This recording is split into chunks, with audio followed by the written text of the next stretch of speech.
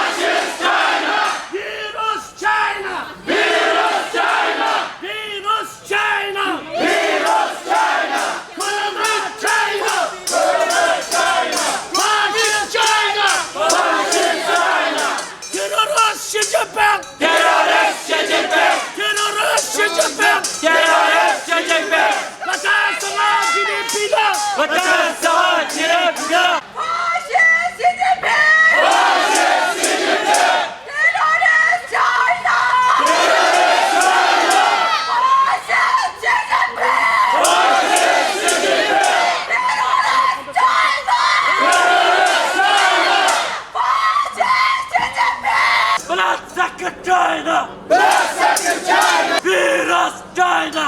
Virus China! Shame on China! Shame on China! Shame on China! Shame on China! China terrorist! China terrorist! Stop the concentration camp! Stop genocide Uyghurs! Stop genocide Uyghurs! Terrorist China!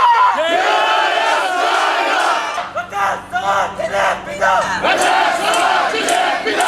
China terrorist! China terrorist! Kazakhstan! Vahşet şiddeti! Terörist China!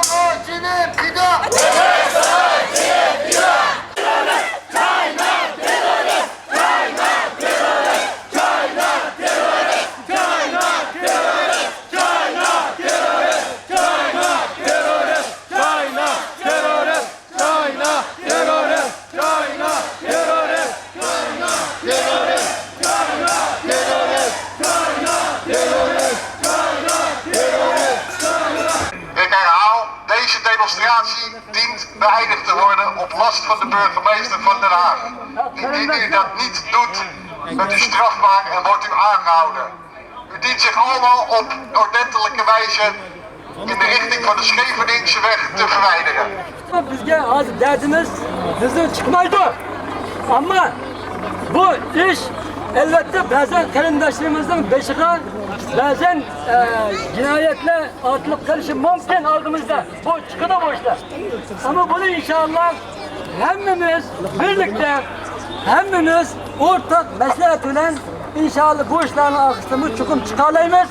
Buningga hamma bilan faqatlam hamkorlik bilan o'rtaq nuqta bilan tepib hammamiz birdek harakat qilgan vaqtida har qancha xavfli bo'lsa hal qilib chiqib ketamiz. Buning uchun bu ishlarni oldimizdagi vaqtlarda qanday bir ishlar bo'lsa buni o'rtaq maslahatlashib hal qilib inshaalloh bu jihatda ensirash ketmaydi. Hamda hozir chiroyli shaklda biz qaytaylik.